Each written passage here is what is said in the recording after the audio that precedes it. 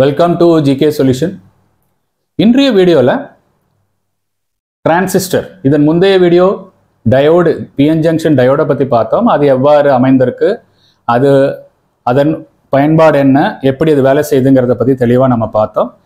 அதோட தொடர்ச்சி தான் இது. அதை பார்க்காதவங்க கண்டிப்பாக அந்த வீடியோவை பார்த்துட்டு இதில் வாங்க. அப்பதான் நான் இப்போ சொல்லக்கூடியதுக்கும் ஒரு எளிதாக ஒரு தொடர்ச்சியோட புரியும், ஒரு தொடர்பு இருக்கிறது தெரியும். ஓகேங்களா? இப்போ இதில் நம்ம டிரான்சிஸ்டர்னு பார்க்க போகிறோம். டிரான்சிஸ்டர்னா டிரான்ஸ்ஃபர் ஆஃப் ரெசிஸ்டன்ஸ். ஒரு பகுதி ஒரு சர்க்கியூட்டில் இருக்கக்கூடிய ரெசிஸ்டன்ஸை இன்னொரு சர்க்கியூட்டுக்கு மாற்றி அமைப்பது, அதிகப்படுத்தி ஆம்பிளிஃபை பண்ணி அமைப்பது, இதுதான் இதோட வேலை. ஸோ இப்போ இதோட பாகங்கள் இதை போல தான் அமைந்திருக்கு. பட் இந்த பாகங்களை வந்து நம்ம ஒன் பை ஒன்னாக பார்க்கறதுக்கு முன்னாடி டிரான்சிஸ்டர் எப்படி வேலை செய்யுது, அடிப்படையாக எப்படி வேலை செய்யுதுன்னு பார்த்துட்டோம்னா அப்புறம் நம்ம இந்த வகைகளை பார்க்கறது ரொம்ப ரொம்ப எளிதாக உங்களுக்கு புரிஞ்சிடும்.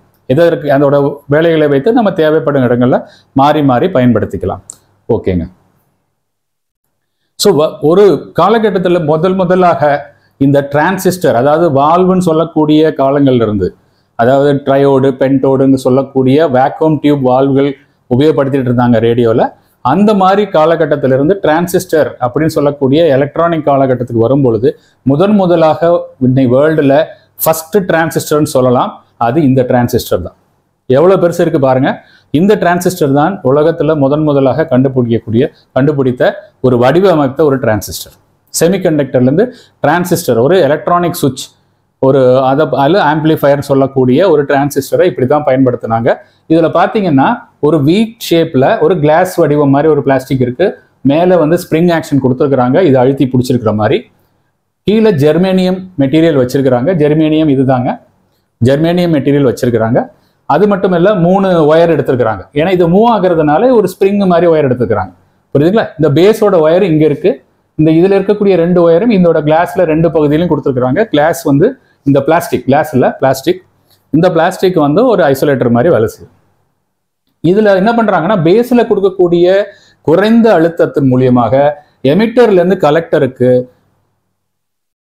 கரண்ட்டை புஷ் பண்றாங்க, தள்ளுறாங்க, வேகமாக தள்ளுறாங்க. ஸோ அப்போ இது வந்து என்ன ஆகுதுன்னா ஒரு சுவிட்ச் போல ஆக்ட் ஆகுது. பேஸில் கொடுக்கக்கூடிய ரொம்ப குறைந்த அழுத்தம் அதிகமான அழுத்தத்தை கடத்துது.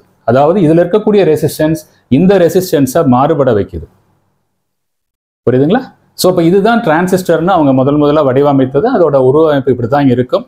நீங்கள் வேணும்னா நெட்டில் வேர்ல்டு ஃபர்ஸ்ட் டிரான்சிஸ்டர்னு போட்டிங்கன்னா இதோட அமைப்பு தெரியும். புரியுதுங்களா? ஸோ இதோட அமைப்பு இதுதான். இந்த உருவ அமைப்பை வைத்து தான் அதோட சிம்பலே வந்து வடிவமைத்திருக்கிறாங்க. இப்போ தெரியும் உங்களுக்கு டிரான்சிஸ்டர் ஏன் இந்த மாதிரி ஒரு படம் வரைஞ்சாங்க. எந்த ஒரு குறியீடுக்கும் அதோட வேலை செய்கிற விதமும் அல்ல அது அமைந்த விதம், உருவமைப்பு அமைந்த விதத்தை வச்சு தான் நம்ம பண்ணியிருப்பாங்க. புரியுதுங்களா? ஸோ இப்போ இதோட அமைப்பு வந்து இதோட இப்படி தான் அமைச்சிருக்கு. இந்த எமிட்டர்லேருந்து கலெக்டரை நோக்கித்தான் உங்களுக்கு அதோட எலக்ட்ரான்ஸ் வந்து மூவ் ஆகுது, கரண்ட் மூவ் ஆகுது. அதனால தான் நம்ம என்ன கரண்ட் மூவ் ஆகுதுங்க. ஆதி காலகட்டத்தில் கரண்ட்னு சொன்னது அவங்க ஹோல்ஸை தான் சொல்லிட்டு இருந்தாங்க. எலக்ட்ரான் மூவ்மெண்ட்டை பிற்காலத்தில் தான் அது எலக்ட்ரான் மூவ்மெண்ட் ரிவர்ஸில் இருக்குன்னு சொன்னாங்க.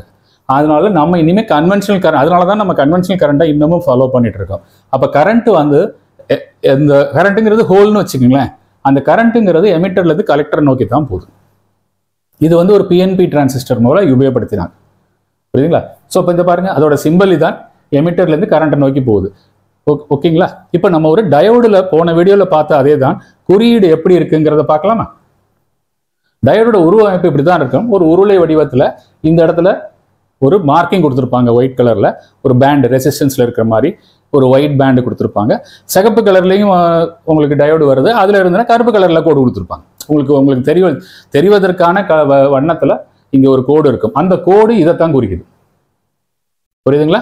ஸோ இப்போ இந்த கோடில் பார்த்தீங்கன்னா ஆனோடு, இந்த பக்கம் ஆனோடுங்கிறோம், இந்த பக்கம் கேத்தோடுங்கிறோம். அப்போ இந்த ட்ரையாங்கிள் இருக்குல்ல, இது ஒரு ஏரோ மார்க் மாதிரி தெரியுது. அப்போ ஏரோ மார்க் என்ன சொல்லுதுன்னா கரண்ட் எந்த பாதையில் போகுது, கரண்ட் எந்த பாதையில் போகுது, கரண்ட் இந்த பாதையில் போகுது. அந்த ஏரோ மார்க் அதான் சொல்லுது. ஸோ அப்போ இந்த ஏரோ மார்க் எந்த டைரக்ஷன் நம்ம போடுறோமோ அந்த டைரக்ஷனில் கரண்ட் போகுது. எலக்ட்ரான் இல்லைங்க, கரண்ட். எலக்ட்ரான் கரண்ட்டுக்கு குழப்பிக்காதீங்க. எலக்ட்ரானோட எதிர் திசை தான் கரண்டோட திசை. புரியுதுங்களா? ஸோ இந்த திசையில போகுது. எதுக்காக சொல்றேன்னா இந்த ஏரோ மார்க்கை வச்சு தான் டிரான்சிஸ்டர்லையும் நம்ம குறியீடை புரிஞ்சு கொள்ள போறோம். அதற்காக தான் நம்ம வந்து இந்த ஏரோ மார்க்கை பத்தி சொன்னேன். இதுக்குள்ள எப்படி அமைஞ்சிருக்குன்னு பார்க்கலாமா? PN junction diode. பாசிட்டிவ், இதுதான் பாசிட்டிவ் ஜங்ஷன், இது negative semiconductor. N type semiconductor, இது P டைப் செமிகண்டக்டர். இது ரெண்டையும் இணைத்த கொண்டு இது எப்படி வேலை செய்யுதுன்னு போன வீடியோவில் பார்த்தோம். அது தெளிவடையணும்னா நீங்கள் அந்த வீடியோவை ஒரு தடவை பார்த்துட்டு இந்த வீடியோவுக்கு வாங்க. ஸோ இப்போ இதுலேருந்து இதை ஆனோடுங்கிறோம், இதை கேத்தோடுங்கிறோம். அப்போ கரண்ட் எப்பொழுதும் ஆனோடுலேருந்து கேத்தோடுக்கு போகும். அப்போ பேட்டரியில் ப்ளஸில் இருக்கிறது ஆனோடு பக்கம் கொடுக்கணும். அப்போ தான் ப்ளஸில் இருக்கக்கூடிய கரண்ட், கன்வென்ஷனல் கரண்ட்டு மைனஸை நோக்கி போகும்.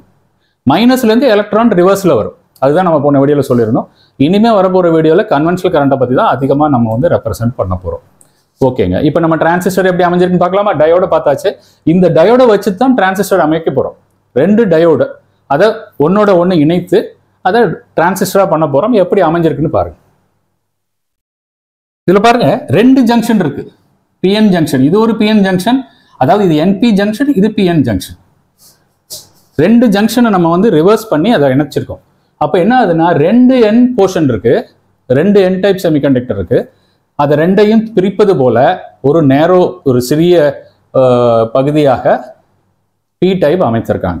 நம்ம டயோடில் பார்க்கல 2 ஈவனாக இருந்தது. பட் இங்கே ஈவனாக இல்லை, ஒரு பகுதியும் ஒரு அளவில் அமைச்சிருக்காங்க. அது ரொம்ப ரொம்ப முக்கியம். அந்த காரணம் தான் நம்ம எமிட்டரை கலெக்டராவோ கலெக்டரை எமிட்டராவோ நம்மளால் மாற்றி பயன்படுத்த முடிவதில்லை. அதுதான் இதோட அமைப்போட காரணம். அதற்காக தான் அந்த அமைப்பை பற்றி சொன்னேன். இதில் படத்தை பார்க்கலையே உங்களுக்கு எளிதாக புரிந்திருக்கும்.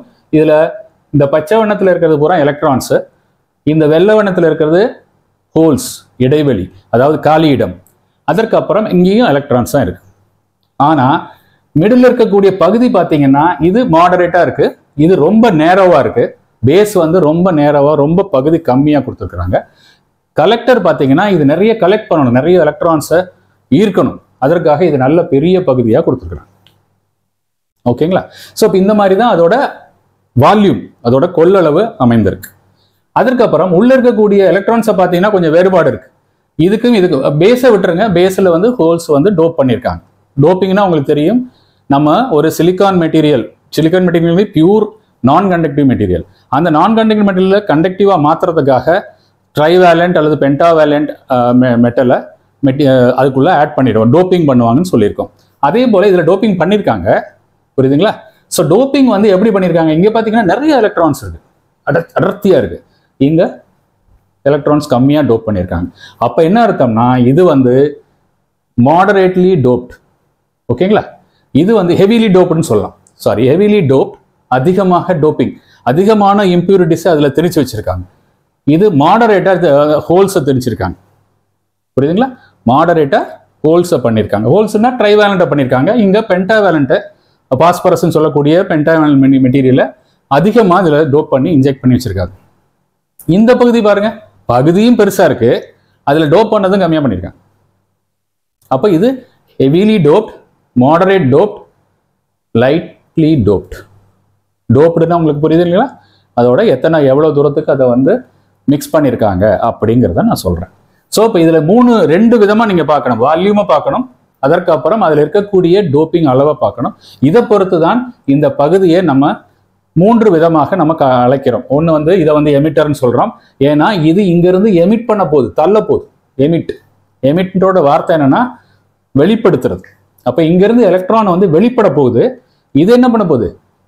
ஈர்த்துக்க போகுது, கலெக்ட் பண்ண போகுது. அதனால அதற்கு பேர் கலெக்ட்னு வச்சிருக்காங்க. இது வந்து தள்ளுறதும் அது இழுத்துக்கிறதும் ரெண்டுக்கும் உள்ள வேலை செய்யக்கூடிய விதம் பேஸில் நீங்கள் கொடுக்கக்கூடிய அழுத்தத்தை பொறுத்து இருக்கு. இப்போ பேஸில் அழுத்தம் ஜாஸ்தி கொடுத்தீங்கன்னா ஜாஸ்தி எலக்ட்ரான்ஸ் அங்கிட்டு மூவ் ஆகிடும். இதுவும் அது வேகமாக தள்ளும், அதுவும் வேகமாக இழுத்துரும்.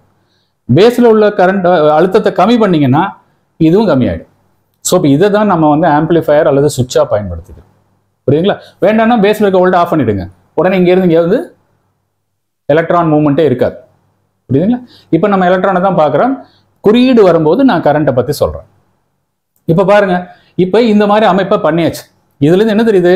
2 டயோடை இணைச்சு ஒரு டிரான்சிஸ்டராக உருவாக்கியிருக்காங்க. அதனால நான் மல்டிமீட்டரில் செக் பண்ணும்போது ஒரு டயோடை செக் பண்ணுற மெத்தட் தான் இந்த பேஸுக்கும் இதுக்கும் ஒரு டயோடை போல செக் பண்ணுங்க, அல்லது பேஸுக்கும் கலெக்டருக்கும் ஒரு டயோடை போல செக் பண்ணுங்க. வேற எதையும் நீங்கள் கம்பைன் பண்ணி செக் பண்ணீங்கன்னா எந்த கண்டினியூட்டியும் காமிக்கக்கூடாது. அதுதான் முக்கியம். நீங்கள் டயோட மீட்டரில் செக் பண்ணும்போது டயோடுக்குன்னு ஒரு ஆப்ஷன் இருக்கும். அந்த ஆப்ஷன்ல தான் செக் பண்ணணும். அதுல என்ன கிடைக்கும்னா இந்த டயோடுல எவ்வளவு வோல்டேஜ் டிராப், அதாவது அந்த பேரியர் வோல்டேஜ் அதில் காமிக்கும். ஸோ ஒரு டயோடு மோடில் போட்டு ஒரு டயோடை செக் பண்ணும்போது 0.56 வோல்ட் அப்படின்னு காமிக்கும். வோல்ட்டுன்னு காமிக்கும், அதில் இருக்க ரெசிஸ்டன்ஸ் காமிக்காது. ரெசிஸ்டன்ஸில் போட்டிங்கன்னா ஒன்றுமே தெரியாது. ஸோ நீங்கள் டயோடு மோடில் தான் போடணும். டயோடு மோடில் வோல்ட்டில் தான் வரும். அந்த வோல்ட் வேற ஒன்றும் இல்லை, இதோட பேரியர் வோல்ட். புரியுதுங்களா? ஸோ இப்போ அதனால நம்ம பேரியர் வோல்ட்டை ஃபார்வர்டு பயாஸில் போடும்போது மட்டும் காமிக்கும், ரிவர்ஸ் பயாஸில் போடும்போது வோல்டேஜ் காமிக்காது. ஸோ அதை வச்சு தான் ஒரு டயோடு நல்லா இருக்கான்னு பார்க்குறோம். டிரான்சிஸ்டர் பார்க்கையில இது 2 டயோட நினச்சிங்க. பேஸ்லேருந்து இந்த பக்கம் ஒரு டயோடு, பேஸ்லேருந்து அந்த பக்கம் ஒரு டயோடு. இப்போ உங்களுக்கு புரிஞ்சிருக்கும் ஒரு டிரான்சிஸ்டரை நம்ம எப்படி செக் பண்ணணும். புரியுதுங்களா? இந்த எமிட்டருக்கும் அந்த கலெக்டருக்கும் நேரடி தொடர்பு இருக்கக்கூடாது. ஏன்னா அது டயோடே இல்லை. ஏன்னா நடுவில் இது வந்து ஃபார்வர்டு பயாஸ், இது ரிவர்ஸ் பயாஸ். ரெண்டையும் கனெக்ட் பண்ணும்போது ரெண்டுக்கும் தொடர்பே இருக்காது. ஓகே, அதை பற்றி நம்ம இன்னொரு வீடியோவில் பார்க்கலாம். ஒரு பொருளையும் நம்ம மல்டிமீட்டரில் எப்படி செக் பண்ணுவது என்னது. ஓகேங்க. இப்போ இதில் வந்து நம்ம இதை எப்படி வேலை செய்ய வைக்கிறது? இது சும்மா இப்படி வச்சா வேலை செய்யாது. பேரியர் வோல்டேஜ் உருவாயிடும். ஆனால் பேரியர் வோல்டேஜ் உங்களுக்கு சொல்லியிருக்கிறேன், சிலிக்கானை பொறுத்தளவில் 0.7 volt. So 0.7 volt barrier voltage நிச்சயமாக ஜங்ஷனில் இருக்கும், அது இல்லாமல் இருக்காது. இப்போ 0.7 வோல்ட்டுக்கு நம்ம வோல்டேஜ் கொடுக்கணும். அதை விட கம்மியாக கொடுத்தீங்கன்னா இந்த இது வேலை செய்யாது. புரியுதுங்களா? டயோடோட மினிமம் வோல்ட்டே 0.7 வோல்ட். 0.7 வோல்ட்டுக்கு அதிகமாக கொடுக்கும்போது மட்டும்தான் ஒரு டயோடு வேலை செய்யும். இது டயோடால அமைந்த டிரான்சிஸ்டர்ங்கிறதுனால டிரான்சிஸ்டரும் 0.7 வோல்ட்டுக்கு மேலே தான் வேலை செய்யும். ஜெர்மனியம் டிரான்சிஸ்டராக இருந்தால், பழைய காலத்தில் ஜெர்மனியம் யூஸ் பண்ணாங்க, 0.3ல வேலை செய்யும். ஓகேங்க. இப்போ நம்ம வந்து இதுக்கு ஒரு வோல்டேஜ் கொடுக்கலாம். முதலாவதாக இந்த பிஎன் ஜங்ஷனுக்கு ஃபார்வர்டு பயாஸ் கொடுக்கலாம். இந்த பிஎன் ஜங்ஷன், இது ஒரு பிஎன் ஜங்ஷனாக கன்சிடர் பண்ணிக்கோங்க. இதற்கு ஒரு ஃபார்வர்டு பயாஸ் கொடுக்கலாம். எவ்வளவு வோல்டேஜ் மினிமம் கொடுக்கணும்? 0.7. 0.7க்கு மேலே கொஞ்சம் கொடுக்கலாம். ஆனால் 0.7 கீழே கொடுத்தீங்கன்னா கண்டக்ட் ஆகாது, வேலை செய்ய ஆரம்பிக்காது. ஸோ முதல்ல நான் இதுக்கு வந்து ஒரு பேட்டரி வோல்டேஜ் கொடுக்குறேன். எவ்வளவு வோல்டேஜ் கொடுக்க போறேன்? 0.7 வோல்ட். புரியுதுங்களா? 0.7 வோல்ட் எப்படி கொடுத்துருக்கிறேன்? ஃபார்வர்டு பயாஸில் கொடுத்துருக்கிறேன். புரியுதுங்களா? நெகட்டிவ்ல கனெக்ட் பண்ணியிருக்கோம், பாசிட்டிவ் பி டைப்ல கனெக்ட் பண்ணியிருக்கோம். இப்போ என்ன ஆகும்? இந்த நெகட்டிவ்ல இருந்து எலக்ட்ரான் இங்க இருந்து புஷ் பண்ணும். இங்க இருந்து இந்த எலக்ட்ரான், இங்க இருந்து எலக்ட்ரான் நிறைய இருக்கு, நெகட்டிவ்ல எலக்ட்ரான் நிறைய இருக்கு. எலக்ட்ரான் வந்து இதை புஷ் பண்ணும். இது என்ன ஆகும்? ஹோல்ஸை இந்த பக்கம் இருந்த ஹோல்ஸை புஷ் பண்ணும். அப்ப இந்த ஜங்ஷனை வந்து அந்த பேரியர் வோல்டேஜை 0 பண்ணிடும். 0 பண்ணிருச்சுன்னா இந்த எலக்ட்ரான் இங்க இருந்து பாஸ் ஆகி போயிடும். இப்போ புரியுதுங்களா? இதுதான் நம்ம பிஎன் ஜங்ஷன்ல படிச்சோம். ஸோ இப்போ அதை தான் நம்ம செய்ய போறோம். இப்போ நான் கனெக்ஷன் கொடுத்துட்டேன். ஆனா இதுல என்ன ஒரு ப்ராப்ளம்னா, போன தடவை பிஎன் ஜங்ஷன் பண்ணும்போது பி டைப் என் டைப் ரெண்டும் ஒரே அளவு பகுதியாக இருந்தது. அதனால இதுல இருந்து எவ்வளவு எலக்ட்ரான் தள்ளினாலும் அங்க போயிடும். ஆனா இப்போ என்ன ஆயிடுச்சு? இந்த பகுதி அதிகமா இருக்கு, இது நேரோவா இருக்கு. அப்ப நம்ம தள்ளுற எலக்ட்ரான், இங்கிருந்து பிடிச்சி தள்ளுற எலக்ட்ரான் எல்லாமே இந்த லைன் வழியா போகாது. என்ன ஆகுதுன்னு பார்ப்போமா? தெரியுதுங்களா? இவ்வளோ எலக்ட்ரான் நகருது, ஆனா இங்கிருந்து போறது ஒரே ஒரு எலக்ட்ரான் தான் இங்க பக்கம் போகுது. இப்போ உங்களுக்கு புரிஞ்சிருக்கும், நம்ம கொடுக்கக்கூடிய 0.7 வோல்ட்ல இது வழியாக ஒரு எலக்ட்ரான் தான் வரும். நீங்க 0.7 1 வோல்ட்டா கொடுங்க, 2 எலக்ட்ரான் வரும். 0.7 1 வோல்ட்டா கொடுத்தா 2 எலக்ட்ரான் வரும். அப்ப 2 எலக்ட்ரான் வரும்போது இன்னும் கொஞ்சம் மூமெண்ட்ஸ் இருக்கும், ஆனா அது அங்க போகாது. அப்ப இங்க வர்ற எலக்ட்ரான் பூரா எங்க போகுது? இந்த நேரோ பேசேஜ் ரொம்ப ரொம்ப சின்னது, இதை தாண்டி போகாது. ஏன்னா அங்க வந்து திருப்பியும் ரிவர்ஸ் பயாஸ்ல ஜங்ஷன் அமைஞ்சிருக்கு. அப்ப இதை போக வைக்கணும்னா எமிட்டர்ல இருந்து கலெக்டர் அல்லது பேஸ்ல இருந்து கலெக்டருக்கு இந்த பகுதியை ரிவர்ஸ் பயாஸாக மாத்தணும். ஃபார்வர்டு பேஸை மாத்தினா மறுபடியும் எலக்ட்ரான் இங்கிட்டு இருந்து இங்க தள்ளிடும். அப்ப 2 எலக்ட்ரான் இப்ப தள்ளி பேஸ்ல தான் போக பார்க்கும், அது போக வாய்ப்பு இல்லை. அப்ப என்ன பண்ணுவாங்க? இங்க இருந்து வர எலக்ட்ரான் இதை கிராஸ் பண்ணணும்னா இதை ரிவர்ஸ் பயாஸா போட்டு இந்த எலக்ட்ரானை இழுக்கணும். இங்க ஃபார்வர்டு பயாஸா இருக்கும்போது எலக்ட்ரானை தள்ளிச்சு, இங்க ரிவர்ஸ் பயாஸா போடும்போது எலக்ட்ரானை இழுக்கணும். ரிவர்ஸ் பயாஸ்ங்கிறது பேஸுக்கும் இதுக்கும் ரிவர்ஸ் பயாஸ் போடணும். ஆனா நம்ம பேஸ்ல போடணும் அவசியம் இல்லை, கலெக்டருக்கும் எமிட்டருக்கும் போட்டாலே அதுவுமே ரிவர்ஸ் பயாஸ் தான். நம்ம ரிவர்ஸ் பயாஸ் போடலாமா? இப்ப ரிவர்ஸ் பயாஸ்ல நான் என்ன பண்ணிட்டேன்? இங்க 0.7 வோல்ட் தான் கொடுத்தேன் சின்ன பேட்டரியில, ஆனா இங்க ஹெவியான சப்ளையை கொடுத்துட்டேன். அப்போ சின்ன பேட்டரி வழியா நம்ம சுவிட்சை ஆன் பண்ணோம்னா பெரிய பேட்டரி வழியா சப்ளை பாஸ் ஆகும். இதுதான் ஆம்பிளிஃபயர். இதை சுவிட்ச் நீங்க எடுத்துக்கிட்டாலும் சரி, அதாவது 5 வோல்ட்டை வச்சு நீங்க 230 வோல்ட்டை சுவிட்ச் ஆன் பண்ணலாம், அல்லது 5 வோல்ட் சிக்னலை 230 வோல்ட்டாக நீங்க ஆம்பிளிஃபை பண்ணலாம். அதனால தான் அந்த டிரான்சிஸ்டருங்கிறது ஒரு ஆம்பிளிஃபயராக கூட பயன்படுது. வெறும் சுவிட்ச் மட்டும் இல்லை, அது ஒரு ஆம்பிளிஃபயராகவும் பயன்படுத்திக்கலாம். ஓகே, இப்போ நான் கலெக்ஷன் கொடுத்துட்டேன். இப்போ என்ன நடக்கும்? இந்த இது வந்து என்னது, என்ன பண்ணுவது? இதுல ஹோல்ஸ் இருக்கு. இது வந்து என்ன பண்ணும்? எலக்ட்ரானை இழுக்கும். இதுலயும் எலக்ட்ரான் இருந்தா பிடிச்சி தள்ளிடும். ஏன்னா எலக்ட்ரான் எதிர்க்கும் இல்லைங்களா? ஆப்போசிட், அதாவது எலக்ட்ரான் ஹோலும் இருக்கும், எலக்ட்ரான் எதிர்க்கும், ஹோல் எதிர்க்கும். அப்ப இது என்ன ஆயிடுச்சு? இதுல இருந்து வரக்கூடிய சப்ளை வந்து பாசிட்டிவ்ல வர்றதுனால, ரிவர்ஸ் பயாஸ்ல வர்றதுனால இது என்ன பண்ணும்னா இந்த எலக்ட்ரானை இந்த பக்கம் இழுக்கும். ஆனா இழுக்கும் போது இங்க பேரியர் வோல்டேஜ் நம்ம நினைக்கிற மாதிரி அகலமா தான் வரும். ஆனா இங்க வந்து அதிகமான எலக்ட்ரான் இங்க புஷ் பண்றதுனால இந்த எலக்ட்ரான் பூரா ஜம்ப் ஆகி இங்க போயிடும். அந்த பேரியர் வோல்டேஜ் ஜம்ப் ஆயிட்டு போயிடும். பாருங்க, பாத்தீங்களா? சரி, ஒரே ஒரு எலக்ட்ரான் மூவ் ஆகிறதுக்கு இவ்வளவு வருது. நீங்க இன்னும் ஒரு 4-5 எலக்ட்ரான் நீங்க மூவ் பண்ணீங்க கொஞ்சம் வோல்டேஜை கூட்டி, அப்ப இன்னும் ஃபாஸ்டா வரும். புரியுதுங்களா? அப்ப இதை பத்தி ஒரு தெளிவு கிடைச்சிருக்கும். இந்த அனிமேஷன் தான் ரொம்ப எளிது, நான் பேசுறது கூட கிடையாது.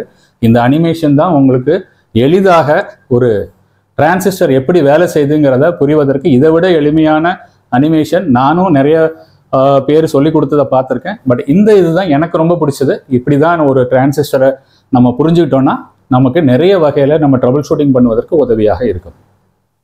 இன்னும் டிரான்சிஸ்டரோட வகைகளை பார்க்கும் பொழுது இது ரொம்ப பயன்படும். புரியுதுங்களா? ஸோ இப்போ இதுதான் மெத்தடு. ஒரு சின்ன சுவிட்ச், இப்போ நான் சுவிட்ச் ஆஃப் பண்றேன், என்ன நடக்கும்?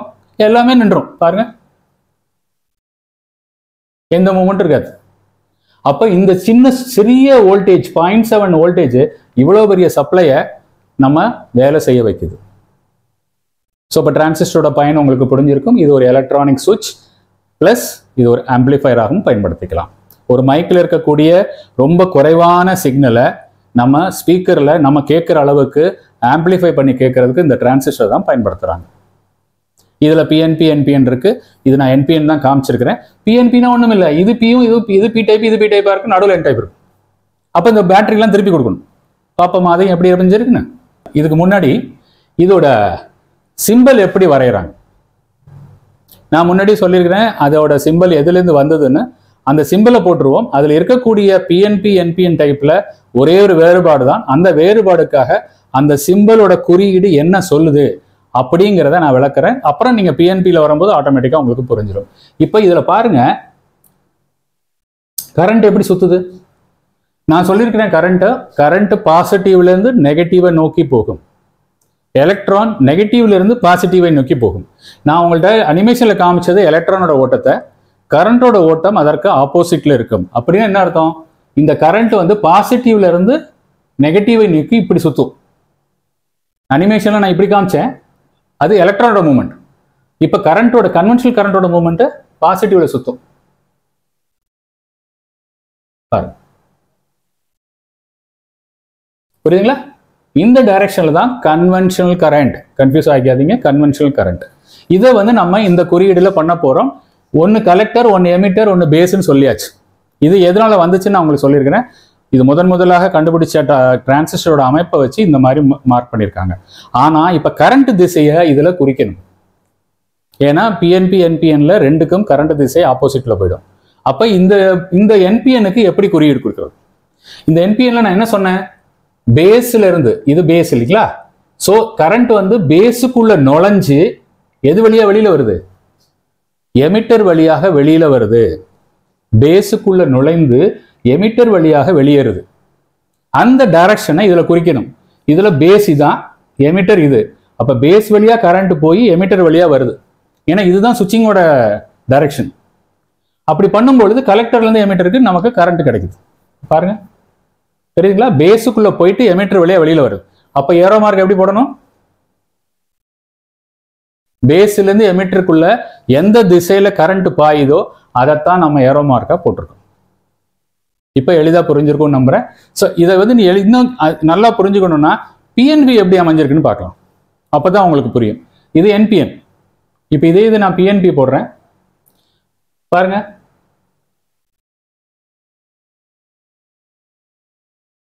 சாரி, நான் இங்க வந்து என்பிஎன் எழுதிட்டேன், தப்பா எடுத்துக்காதீங்க, நான் மாத்திடுறேன். இது வந்து இது P டைப், இது N டைப், இது P டைப். இது PNP டிரான்சிஸ்டர். இந்த PNP டிரான்சிஸ்டர்ல எப்படி கரண்ட் பாயுது? பேட்டரிலாம் மாத்திட்டோம் பாருங்க. அப்ப பேட்டரி வந்து இப்படி வருது கரண்ட். புரியுதுங்களா? பாசிட்டிவ்ல இருந்து நெகட்டிவை நோக்கி வருது. ஸோ கரண்ட் இப்படி சுத்தும். பாப்போமா? பாருங்க. கரண்ட் இதை போல திசையில ரிவர்ஸ்ல சுத்துது. அப்ப நம்ம இங்க என்ன வரும்? இங்க எப்படி சுத்தும்? இங்கேயும் ரிவர்ஸ்ல சுத்துது. அதாவது எமிட்டர் வழியா நுழைந்து பேஸ் வழியாக கரண்ட் வெளியேறுது. பேஸ்ல நுழைந்து எமிட்டர் வழியா வரல, எமிட்டர் வழியா கரண்ட் நுழைந்து பேஸ் வழியாக வெளியேறுது. அப்போ ஏரோ மார்க் எப்படி போடணும்? ரொம்ப எளிது. ஏரோ மார்க் இப்படி போடும். இப்ப புரியுதுங்களா? ஒரு PNP NPNல என்ன நடக்குது அப்படின்ட்டு. இதுல பார்க்கையில பாத்தீங்கன்னா எமிட்டர்ல பூரா என்ன வோல்ட் கொடுத்துருக்காங்க? பாசிட்டிவ் கொடுத்துருக்காங்க. NPNல எமிட்டர் பூரா நெகட்டிவ் வோல்டேஜ் கொடுப்பாங்க. அப்போ PNP NPNக்கு அப்படியே பிளஸ் மைனஸ் மாறிடும். கலெக்டர்ல இதுல பாத்தீங்கன்னா மைனஸ் கொடுத்துருக்காங்க PNPல. NPNல கலெக்டருக்கு பாசிட்டிவ் வோல்டேஜ் கொடுப்பாங்க. இப்ப புரியுது அது ஏன் இந்த மாதிரி நம்ம செய்யறோம்ட்டு. அப்ப NPN இருக்க இடத்துல நீங்க PNP போட முடியாது, PNP இருக்க இடத்துல NPN போட முடியாது. இதுதான் காரணம். இப்படிதான் வேலை செய்யுது. இதோட அமைப்பு இதை வச்சுதான் நான் சொன்னேன். இப்போ நல்லா புரிஞ்சிருக்கும்னு நினைக்கிறேன். அதோட குறியீடு அது எப்படி செக் பண்ணணும்? செக் பண்ண ரொம்ப ஈஸிங்க. பேஸ் டு எமிட்டர் ஒரு டயோடு, பேஸ் டு கலெக்டர் ஒரு டயோடு. ஒரு டயோடு எப்படி செக் பண்ணீங்களோ அதே மாதிரி செக் பண்ணுங்க. புரியுதுங்களா? ஓகே. இப்போ நம்ம வந்து ஒரு அதோட அனிமேஷன் மூலியமாக ஒரு குறியீடை எப்படி பண்றதுன்னு பார்த்துருக்கோம். PNP NPN டிரான்சிஸ்டர் எப்படி அமைந்தது, அது உள்ள இருக்கக்கூடிய பகுதிகள் எப்படி அமைஞ்சிருக்கு, எப்படி எலக்ட்ரான் மூவ்மெண்ட், கரண்ட் மூவ்மெண்ட் வருது, எல்லாமே நம்ம பார்த்துட்டோம். ஆனா இது இந்த மாதிரி புரிந்து கொள்வதற்கு ஓகே, இது வந்து ஒரு அடிப்படை தத்துவம். ஆனா நீங்க இன்னும் எளிதா ஒரு சர்க்கியூட்டை புரிஞ்சுக்கணும். சர்க்கியூட்ல இருக்கக்கூடிய அந்த ஓட்டங்களை, அதுல இருக்கக்கூடிய வேலை செய்யற விதங்களை இன்னும் கொஞ்சம் புரிஞ்சுக்கணும்னா நான் எப்படி ஃபாலோ பண்றேங்கிறத உங்களோட இதுல காமிக்கிறேன். இப்ப ஒரு டிரான்சிஸ்டர் நான் எடுத்திருக்கேன். என்ன டிரான்சிஸ்டர்? NPN டிரான்சிஸ்டர் எடுத்திருக்கேன். இந்த NPN டிரான்சிஸ்டர்ல பேஸ்ல நான் வோல்டேஜ் கொடுத்தேன்னா, இனிமே நம்ம வந்து வோல்டேஜ் தான் பேசுறோம். வோல்டேஜ்ங்கிறது கரண்ட் போற திசையை தான் சொல்றோம். இதுல வந்து ஒரு வோல்டேஜ் கொடுக்குறோம். புரியுதுங்களா? ஸோ இப்போ இந்த வோல்டேஜ் பேஸ்ல கொடுக்கும் பொழுது கலெக்டர்ல இருந்து எமிட்டருக்கு சுவிட்சை போல ஷார்ட் ஆகணும். ஓகே. ஆனா உள்ளுக்குள்ள ஆக்சுவலா என்ன நடக்குது அப்படிங்கிறத இந்த டிரான்சிஸ்டரையே நான் இதை போல புரிஞ்சுக்குவேன். இதுல என்ன போட்டிருக்கேன்னா, பேஸுக்கு எமிட்டருக்கு ஒரு டயோடு போட்டிருக்கேன், கலெக்டர் எமிட்டருக்கு சுவிட்ச் போல போட்டிருக்கேன், ஒரு மேக்னெட்டிக் சுவிட்ச் மாதிரி போட்டிருக்கேன். அப்போ இந்த பேஸ் எமிட்டருக்கு நீங்க சப்ளை கொடுத்தீங்கன்னா இது காந்தமாக மாறி இதை வந்து சுவிட்ச் ஆன் பண்ணிடும். ஒரு ரிலே போல வேலை செய்யும். இதை ஆப்ரேட் பண்றதுக்கு உங்களுக்கு எவ்வளவு வோல்டேஜ் மினிமம் வேணும்? 0.7 வோல்ட். உங்களுக்கு தெரியும் PN ஜங்ஷன் டயோடோட பேரியர் வோல்டேஜ் 0.7. ஸோ 0.7 வோல்ட் பேஸ்ல பிளஸ், இதுல எமிட்டர்ல மைனஸ் கொடுக்கணும். NPN இருந்தா, PNP இருந்தா எமிட்டர்ல பிளஸ், பேஸ்ல மைனஸ் வோல்ட் கொடுக்கணும். புரியுதுங்களா? NPNனா இதுல பிளஸ் வோல்ட், இதுல மைனஸ் வோல்ட் கொடுக்கணும். எவ்வளவு வோல்ட் கொடுக்கணும்? மினிமம் எவ்வளவு வோல்ட் கொடுக்கணும்? 0.7. 0.7க்கு மேல எவ்வளவு வேணா கொடுக்கலாம். எவ்வளவு வேணா இல்ல, அதோட ரெசிஸ்டன்ஸ் தகுந்த மாதிரி, லோடுக்கு தகுந்த மாதிரி கொடுக்கலாம். புரியுதுங்களா? 0.7 கீழே வந்தா இந்த சுவிட்ச் ஆன் ஆகாது. இந்த சுவிட்ச் ஆன் ஆகாது. இப்ப பார்க்கலாமா? இதை நான் ஆன் பண்றேன், ஆஃப் பண்றேன், என்ன நடக்குதுன்னு பார்ப்போமா? இதை ஆன் பண்ணும்போது நடக்குது பாருங்க. பாத்தீங்களா? இதுல 0.7 வோல்ட் கொடுக்குறேன், எபவ் 0.7 வோல்ட் கொடுக்கும்போது என்ன நடக்குது? கலெக்டர்ல இருந்து எமிட்டரை நோக்கி கரண்ட் பாயுது. எலக்ட்ரான் இல்லை, கரண்ட் பாயுது. எலக்ட்ரானே இப்படி போயிடும். புரியுதுங்களா? கரண்ட் பாயிற திசையை தான் நம்ம ஏரோ மார்க்ல போட்டிருக்கோம். நான் காமிக்கிறது கரண்ட், கன்வென்ஷனல் கரண்ட் தான். இப்போ 0.7க்கு மேல போகும்போது வருது. இது எவ்வளவு மேல போகுதோ அவ்வளவு வேகமாக இந்த கரண்ட் இங்கே பாயும். ஆனா இது எவ்வளவு ஏத்தலாமோ ஒரு சேச்சுரேஷன் அளவு தான் ஏத்தலாம். அதுக்கு மேல ஏத்த முடியாது. அதுக்கு மேல என்ன ஆயிடும்? இந்த சுவிட்ச் நேர ஷார்ட் ஆயிடும். அதுக்கப்புறம் அதுக்கு ஒண்ணுமே இல்லையே. எவ்வளவு கரண்ட் கொடுக்குறீங்களோ அவ்வளவு கரண்ட் இங்கே வந்துடும். கரெக்டா? ஸோ அதனால இந்த வோல்டேஜ் வந்து ஒரு லிமிட் இருக்கு. ஒரு சேச்சுரேஷன் அளவு வரதான் நம்ம கொண்டு போக முடியும். ஸோ இதைத்தான் நான் இங்கே காமிச்சிருக்கேன். இப்போ பாருங்க, இதுல 0.7 கொடுக்குறேன். 0.7 கொடுத்த உடனே இந்த சுவிட்ச் ஆன் ஆயிடுச்சு, அங்கிருந்து இங்கே போயிடுச்சு. ஆஃப் பண்ணி பார்ப்போமா? நின்று போச்சு. ஆன் பண்றேன், ஓடுது. ஆஃப் பண்றேன், நின்று. ஸோ இப்போ இதை வந்து எவ்வளவு தடவை நீங்க வேகமா ஆஃப் பண்றீங்க, வேகமா பண்றீங்களோ அது வந்துட்டே இருக்கு. ஸோ இப்போ இதை தான் நம்ம வந்து ஒரு சுவிட்சை வந்து ஒரு ஆம்பிளிஃபயரா பயன்படுத்தக்கூடிய மெத்தட். இப்போ இந்த டிரான்சிஸ்டரை பத்தி பல தெளிவுகள் உங்களுக்கு கிடைச்சிருக்கும். எல்லாரும் சொன்னதை சொல்லலை. எல்லாருக்கும் சந்தேகம் எது வருமோ அதில் தான் நான் வந்து கான்சென்ட்ரேட் பண்ணியிருக்கேன். வீடியோவில் சில நேரங்களில் நான் மெதுவாக கொஞ்சம் லாங்காக சொல்கிற காரணம், என்ன வீடியோவில் இந்த மாதிரி வீடியோஸ் வந்து ரொம்ப பேசிக்காக பிகினர்ஸ் தான் வராங்க. அந்த பிகினர்ஸுக்கு தெளிவாக புரியணும், சந்தேகம் இருக்கக்கூடாதுன்னா இதை பற்றி தெரிஞ்சவங்க, ஆல்ரெடி எலக்ட்ரானிக் ஃபீல்டில் இருக்கிறவங்க இதை பொறுமையாக நீங்கள் பார்த்துங்க. ஏன்னா இந்த வீடியோ பண்ணினது பேசிக்காக புதிதாக வருவதற்கு, புதிதாக ஆர்வம் உள்ளவர்களுக்கு, பிகினர்ஸுக்கு. புரியுங்களா? ஸோ அப்போ நிச்சயமாக அந்த பிகினர்ஸுக்கு இது ஒரு நல்ல வீடியோவாக அமைந்திருக்கும். சீனியர்ஸ் என்ன பண்ணிக்கிங்க, நீ கொஞ்சம் ரெஃப்ரெஷ் பண்ணிக்கிங்க. உங்களோட புரிதல் எப்படி இருந்துச்சோ கொஞ்சம் ரிஃபைன் பண்ண முடிஞ்சால் தயவு செஞ்சு பண்ணிக்கிங்க. கமெண்ட்டில் கொடுங்க உங்களோட எண்ணங்கள் என்ன, எந்த அளவுக்கு இது இன்னும் கொஞ்சம் தெளிவு உங்களுக்கு கிடச்சிருக்குங்கிறத கண்டினியூஸாக மானிட்டர் பண்ணுங்கள். அடுத்த வீடியோவில் டிரான்சிஸ்டரோட வகைகள், அதில் தாங்க ரொம்ப இன்ட்ரெஸ்ட் இருக்குது எல்லாருக்கும். அந்த ஐஜிபிடி இன்னைக்கு காலகட்டத்தில் மாஸ்ஃபெட் ஐஜிபிடி தான் நம்ம அதிகமாக கேள்விப்படுறோம். டிரான்சிஸ்டரை பற்றி ஆம்பிளிஃபயர்ஸில் மட்டும்தான் யூஸ் பண்ணுறாங்க. ஐஜிபிடி மாஸ்ஃபெட்டில் என்ன வித்தியாசம், எப்படி பயன்படுது, ரொம்ப இன்ட்ரெஸ்டிங்காக இருக்கும். கண்டினியூஸாக மானிட்டர் பண்ணுங்கள். அடுத்த வீடியோவில் டிரான்சிஸ்டர் வகைகளை பார்க்கலாம். அடுத்த வீடியோவில் சந்திக்கலாம் நண்பர்களே. தேங்க்ஸ் ஃபார் வாட்சிங்.